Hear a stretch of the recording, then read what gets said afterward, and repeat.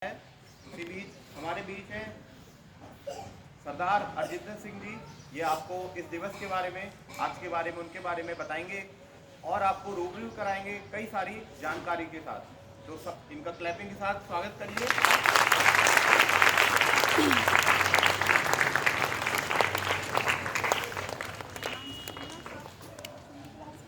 Good morning student. How are you? I am good. My dear student, अगर मैं mic के बगैर बोलूं चल सकता है? बोल सकता हूं?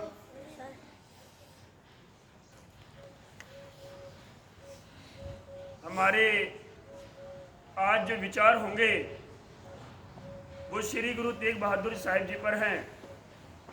श्री गुरु तेग बहादुर साहिब, तेग बहादुर, तेग भी हैं बहादुर भी हैं।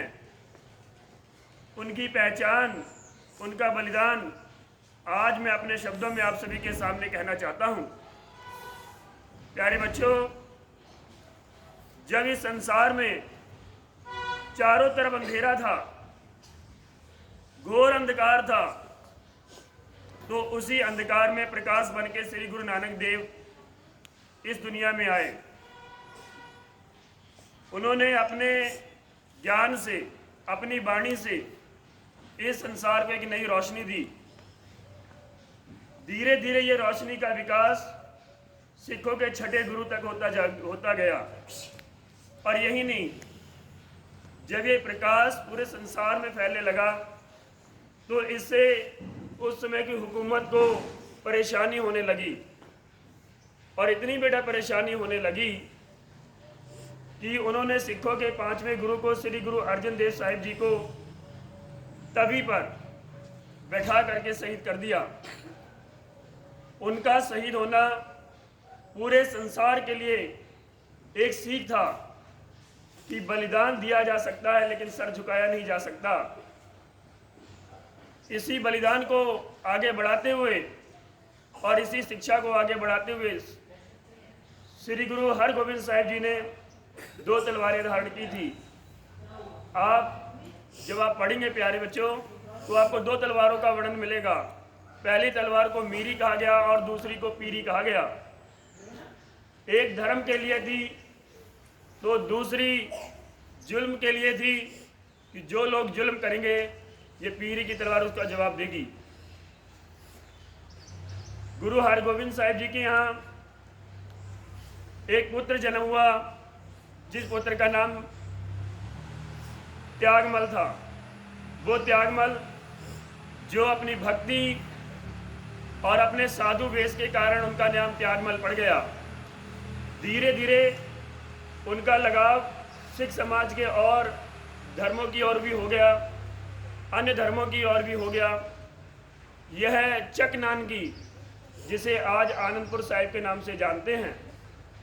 याद रखिएगा प्यारे बच्चों, जो अमृतसर में, पंजाब में अमृतसर पड़ता है, उसके आगे कुछ किलोमीटर पर चक नानकी, जिसे आज हम आनंदपुर साहिब के नाम से जानते हैं, उनकी स्थापना भी श्री गुरु तेग बहादुर साहिब जी ने की थी। इन्होंने चक नानकी की जहाँ स्थापना की थी प्यारे बच्चों, वहाँ इन्होंने गुरबाणी का प्रकाश भी करवाया।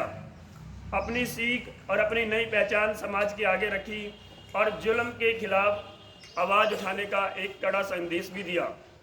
गुरु तेग बहादुर साहिब जी ने कोई लड़ाई नहीं लड़ी थी, लेकिन शांत एकांत भाव से ना जाने कितनी लड़ाइयों को पछाड़ दिया था, कितनों को पराजय दी थी। यही पराजय जब जुल्मों के लिए एक सबक बनती चली गई तो दूसरे लोग ये समझने लग गए कि अब हमारे लिए खतरा होता जा रहा है। और ये खतरा छोटा मोटा नहीं था, ये खतरा उनकी पूरी सल्तनत के लिए था, उनकी पूरी विरासत के लिए भी था। जब कुछ कश्मीरी पंडित परेशान होने लगे, धर्म बदलने पर जोर दिया जाने लगा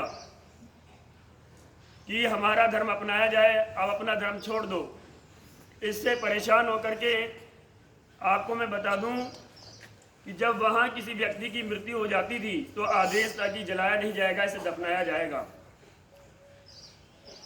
इतिहास बेटा बताता है कि केवल जलाने और दफनाने की परमिशन भी नहीं थी, छोड़ देना ही खुलेआम परमिशन हुआ करती थी। ऐसा निरादर देख करके पहाड़ी राजा और कुछ पंडित परेशान हुए। उन्होंने कहा कि ऐसा कौन है जो हमें इस औरंगजेब के इस अत्याचार से बचाएगा। तो वहाँ किसी एक बुद्धिमान प्राणी ने कहा कि आप चक नानकी जाइए, चक नानकी यानी कि आनंदपुर साहिब जाइए। वहाँ एक तेग बहादुर नाम का एक संत है, एक गुरु है, ये वही है जो आपकी समस्या का समाधान कर सकता है।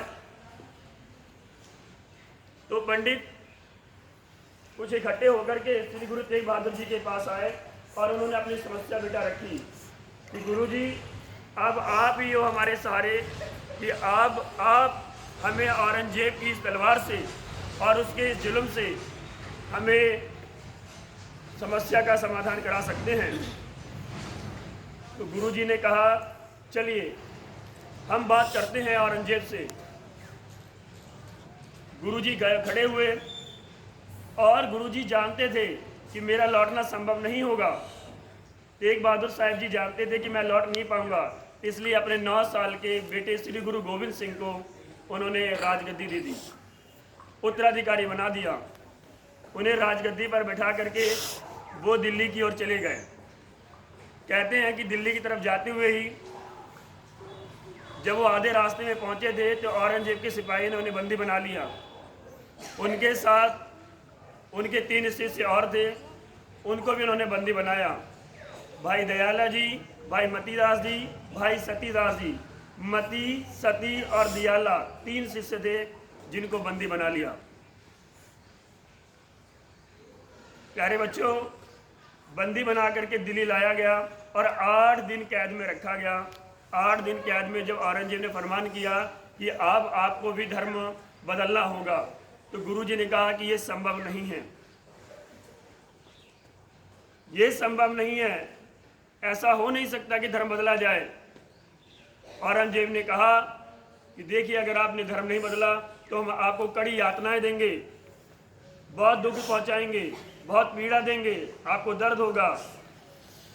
तो गुरुजी का एक फरमान था कि पहला मरण कबूल जीवन की छड़यास, कि पहले मरना कबूल है, मैंने जीवन तो छोड़ ही दिया है, मैं जीवन की बात ही नहीं करता।